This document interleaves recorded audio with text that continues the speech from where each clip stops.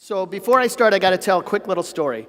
So 6 months ago, I had a bunch of end-of-year vacation time that I had to burn up. It was right before Christmas, and I was at home, minding my own business, baking Christmas cookies, actually, and the cell phone rang, and it was Larry.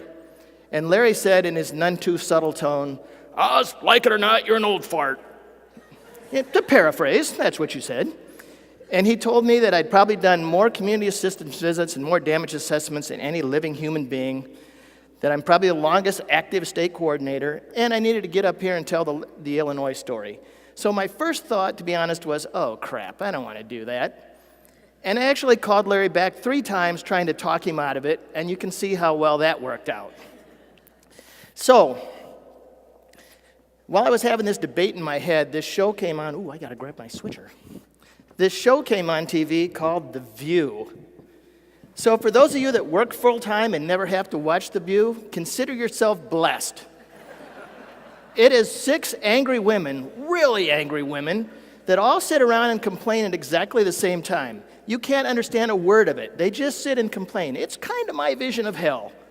So on this day, they were complaining about the recent elected guy who now lives in the White House. And they were complaining how he virtually insulted everybody but still got elected president. And I viewed that as a sign from God, that I could come up here and insult all of you and still come through this unscathed. So then a month later, Larry called me and gave me the topic of what he wanted me to talk about. And yeah, I'm not going to talk about this. I've only got 2 slides on this topic, so who's sweating now, Larry? So Midwest mitigation practices in the face of great floods. We flood a lot in the Midwest, monster floods, huge floods. And we had a lot of damages, but then we got serious.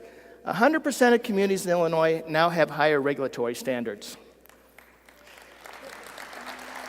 We strictly enforce those standards. We aren't afraid to kick communities out of the NFIP. In fact, we're pretty good at it. We track cumulative damages on every flood. We red tag a lot of buildings. We target our efforts on rep lost properties. And we do a lot of mitigation projects. Kind of the same stuff that most of you are doing. So now, we have scores of communities that pass major floods unscathed. We are having major floods right now in Illinois, and I can tell you there's dozens of communities that are sitting around twiddling their thumbs right now with nothing to do. We had 2 major floods on the Mississippi River last year, near record floods on the Mississippi River.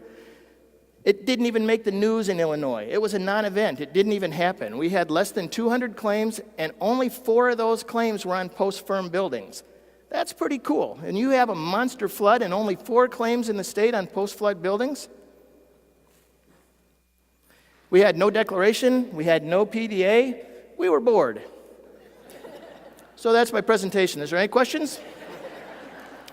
All right, so I have 15 minutes left, almost 20 minutes by my clock. So I am going to get on to the real topic. I'm going to brag a little bit about Illinois, and then in the second half, I'm probably going to make a lot of you mad. So if you want to leave, go ahead and go now. You won't hurt my feelings. So I know there's a lot of people in the room right now that are thinking, Illinois floods, really? Illinois is combines and corn.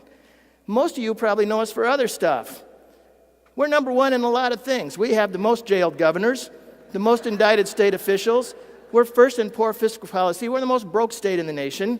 We have the most underfunded pension program, and I am retirement eligible, by the way, and we're number 1 in murders. If we had a t-shirt that summed up Illinois, it would kind of say this: we suck at everything. But the back of that shirt would say, except floodplain management. That's the one thing we're good at.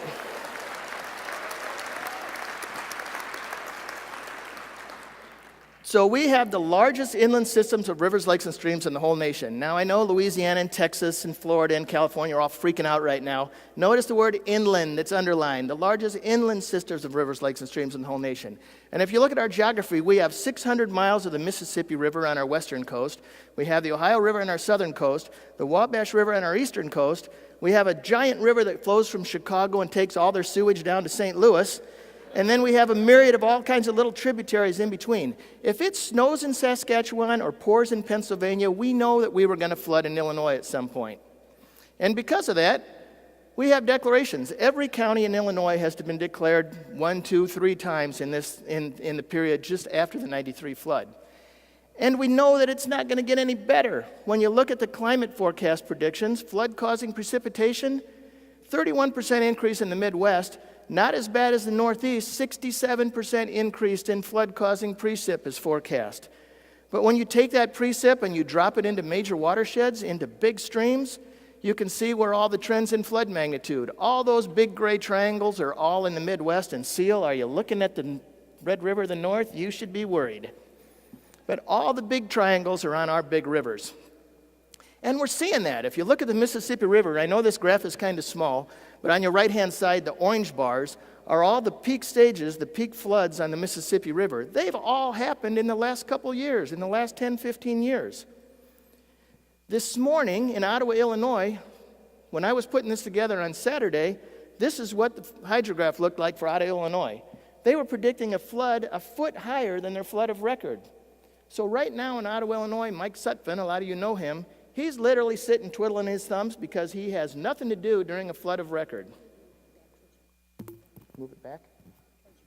Towards my mouth. Okay. So to tell this story, I see French standing in the back of the room here. To tell this story, I have to go back to our very first state coordinator, French Wetmore. So 40 years ago, French Wetmore put into a program in Illinois. And I got to tell you, the guy is serious about floodplain management. French put in a program, and he knew that strong floodplain management is local floodplain management. He knew that strong locals equals wimpy floods. So he empowered locals, put into a program to build local programs and build local capabilities, and we've just built upon that premise over the last 40 years. So right now in Illinois, we have restrictive floodways. Most of our communities don't allow anything to go into the floodway, period. We have compensatory storage. If you put a brick in the floodplain, you got to take a brick and a half out. We have cumulative substantial damage regulations. We track damages on structures. We have 1 foot freeboard minimum. A lot of our communities have 2 or 3 foot freeboard. Stormwater regulations, local regulatory maps. Bill Brown with ASFPM actually started local regulatory maps in his county. We require critical facilities to be outside the floodplain, countywide ordinance, and we have strict compliance in fines. Some of you probably flew through O'Hare on the way here, and this was the view you saw as you went into O'Hare. A sea of gray rooftops, but a green ribbon running right down the middle of all those urban areas. So the feathers in our cap. Right now, Illinois is ranked number 1 in the nation for the overall percentage of rep loss reduction, the fewest number of flood insurance claims on post-firm structures, and the biggest feather in our cap. We have 75% of the communities in the nation that are kicked out of the NFIP for compliance problems. Pretty cool. We're proud of that. So just when we think we have this thing whooped, Mother Nature throws us a curveball. And everybody has seen these graphs probably before. There's no doubt about it that climate change is happening. Temperatures are increasing, heavy precip days are increasing. But what we don't know is how that impacts large rivers. There's a lot of information about sea level change, but not a whole lot on how it's going to impact huge major watersheds. A couple years ago, we did a study of all of our flood losses in Illinois, and what we found out kind of blew us out of the water. We were amazed. 92% of our flood damages in Illinois now happen outside of the floodplain. I'm going to say that again. 92% of our costs, of our damages in Illinois happen outside of the floodplain. And if you look at this bar graph, the little green, or the little blue bar in the middle, that's NFIP claims. All the others are private sector claims or IA payments. And what this is, it's huge drenching rainfalls. It's basement flooding. It's the 10-inch rainfalls that happen in one localized area, and everybody in town has flooded basements. We're seeing an evolution of flood damages. So just when we think we have this thing whipped, we're measuring our success in silence. Everything is calm and peaceful. It's going good. All of a sudden, there's an evolution in flood change, and we're right back in the mix again. And we also realize we live in Illinois, so this is what we look like most of the time.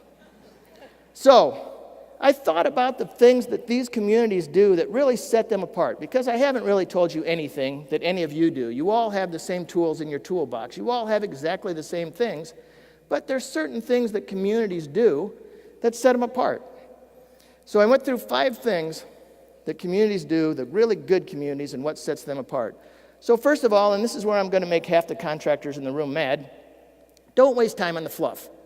I realize there's a lot of communities where this is important, But the communities that are locally based, that know what they're doing, they don't need to spend a lot of time on the fluff. So we have programs where we go in and tell a community, tell us your flood risk. And then we spend a whole lot of time and money and resources and effort, and we go back and we tell them their flood risk. That makes no sense to me. Or we tell community, tell us your mitigation needs. And then we ignore them for 5 years. And then 5 years later we say, tell us your mitigation needs again.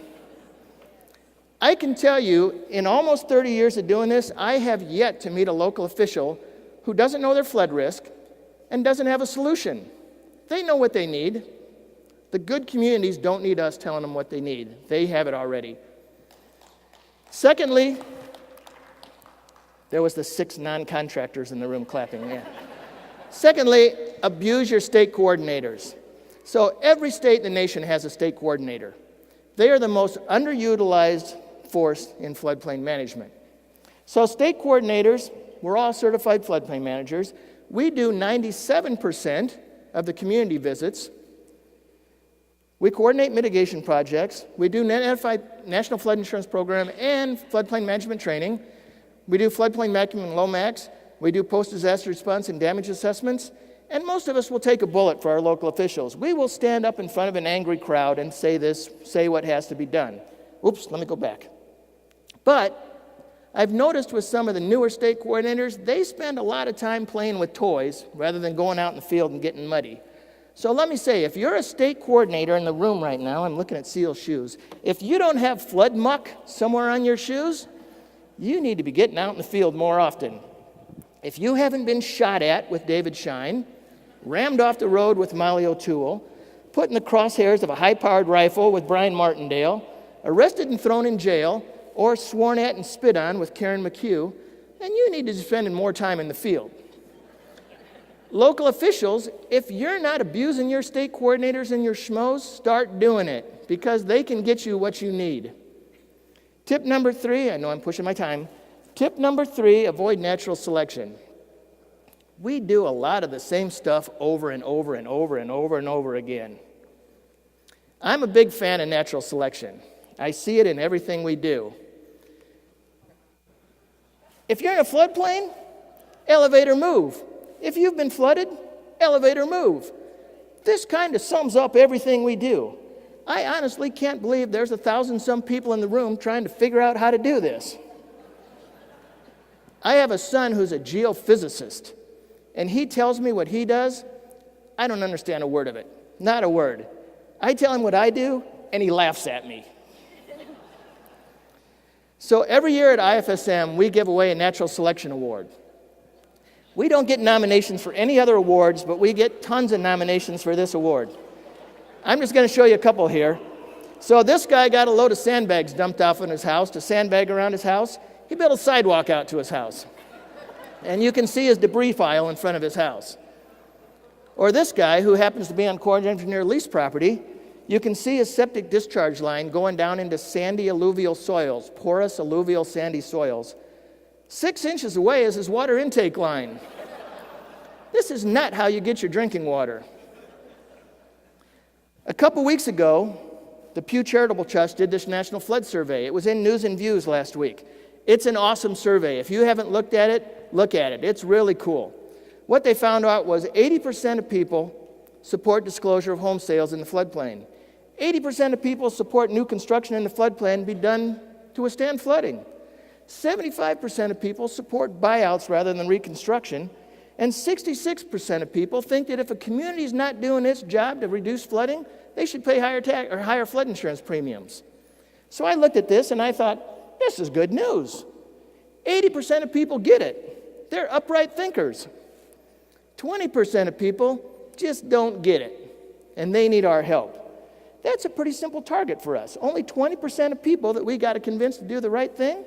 That's a pretty easy gig. So this leads me to step number 4 is Chimplify.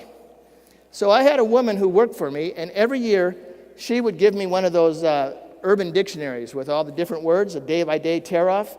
This is one of my favorite words ever. It means taking something and making it so simple that a monkey can understand it. I don't even need to say anything. The private sector can close a house in 2 weeks. With my state mitigation program, I can do it in a month or two. It takes 6 years for HMGP to go from start to finish, and that's assuming that there's nothing in between that causes a problem. 6 years! So the good communities, they speak in plain English. They avoid acronyms and all the buzzwords like the plague. They keep all their letters one page. There's nothing that we do that needs a letter more than 1 page long. And they're honest, and they say things directly. I think people appreciate this. If you have to tell somebody their house is damaged and you got to go 32 feet up in the air, they appreciate hearing that straight out and not beating around the bush. Let's figure out a way to get it up in the air now. But you got to do it. Let's just figure it out. Case in point, I got to introduce Luann Gavin. Luann comes from a little town of 1,000 people right down smack along the Mississippi River. Luann has never once said Special Flood Hazard Area or SFHA. It's a floodplain. She calls it a floodplain. I bet she can't even spell collaboration, but she knows every single person in town. She's never even looked at a D firm. I'm not even sure she knows they exist. But she can stand anywhere in her town, and she can tell you it gets ankle deep here, it gets knee deep here, it gets waist deep here, it gets neck deep here, and anybody that builds here, I need to be looking up at their lowest floor. She isn't afraid to say no. She frequently says hell no. She loves and trusts her state coordinator, and he loves her. And she's all but eliminated her city's flood risk. This is one of those towns that's passing a flood right now, and she is doing absolutely nothing. Which brings me to tip number 5, and the most important tip of all is local efforts work. Trust is a big thing.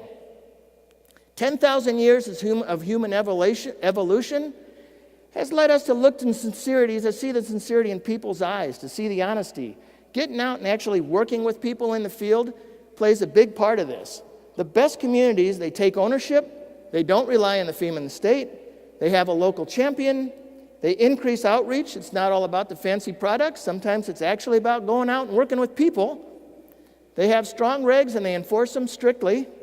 They take advantage of programs and incentives, and they make friends and they trust their friends. So again, to sum up the top 5 here, first of all, don't waste time on the fluff. If you only have to do it to cross that bridge, get it done, move on, and start doing the real work at home. Abuse your state coordinator, force them to go out and get muddy. Avoid natural selection, use common sense. Chimplify, make the process simple. And lastly, make friends and help them achieve mighty feats.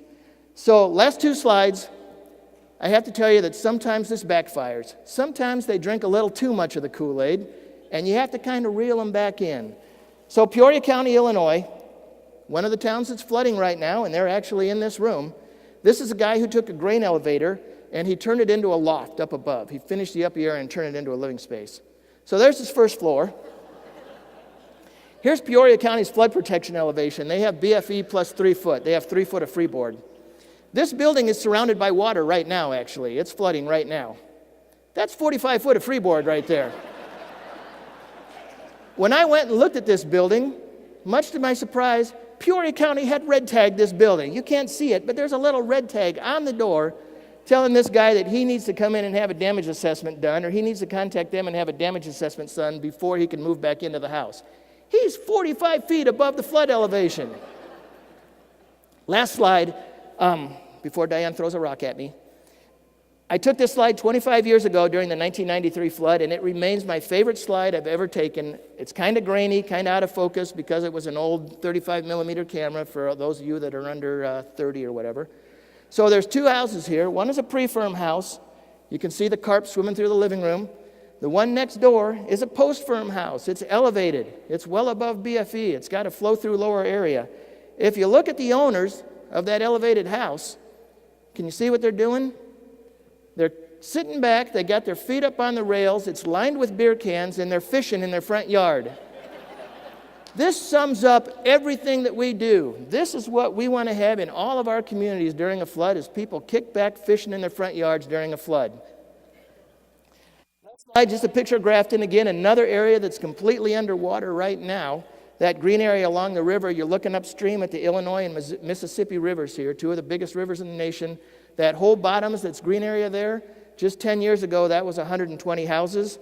and now it's open space and underwater. Grafton doesn't have a thing to do this week. That's it.